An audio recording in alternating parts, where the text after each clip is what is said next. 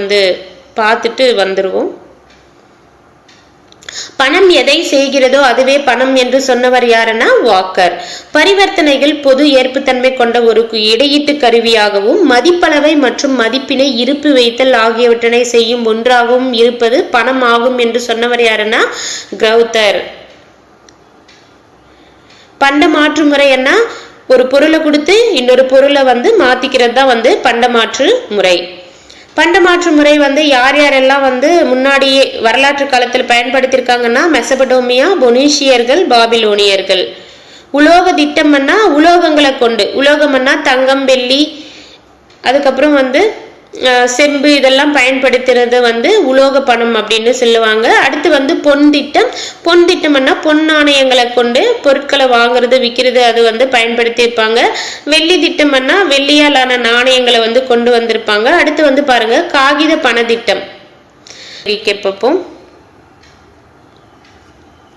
பண அளிப்பு அப்படின்னா என்னன்னு பாத்தீங்கன்னா ஒரு பொருளாதாரத்தில் உள்ள மொத்த பண அளவை தான் வந்து பண அளிப்புன்னு சொல்லுவாங்க.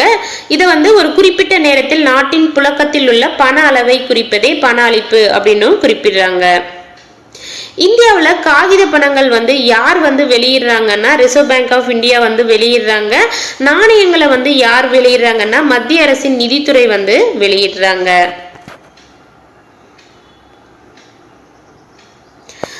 ரிசர்வ் வங்கி பண அளிப்பை வந்து எத்தனை வகைகளாக அளவீடு செய்யறாங்கன்னா 4 வகைகளாக அளவீடு செய்யறாங்க. M1, M2, M3, M4.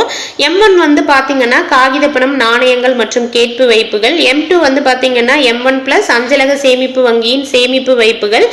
M3 வந்து பாத்தீங்கன்னா M2+ அனைத்து வணிக வங்கிகள் மற்றும் கூட்டுறவு வங்கிகளில் உள்ள கால வைப்புகள். M4 வந்து பாத்தீங்கன்னா M3+ அஞ்சலகத்தில் உள்ள அனைத்து வைப்புகள். M1, M2 வந்து குறுகிய பணம் அப்படின்னு அழைக்கிறாங்க. பரந்த நிலை பணம்னுட்டு எது சொல்றாங்கன்னா M3 and M4.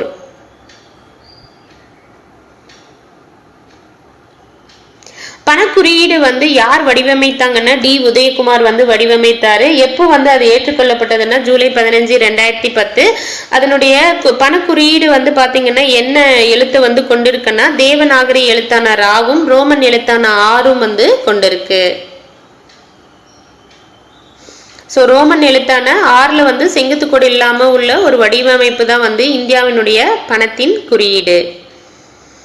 அடுத்து வந்து பாருங்க ரொக்க வைப்பு விகிதம். ஒரு வாட்டி ரீகேப் மட்டும் பார்ப்போம்.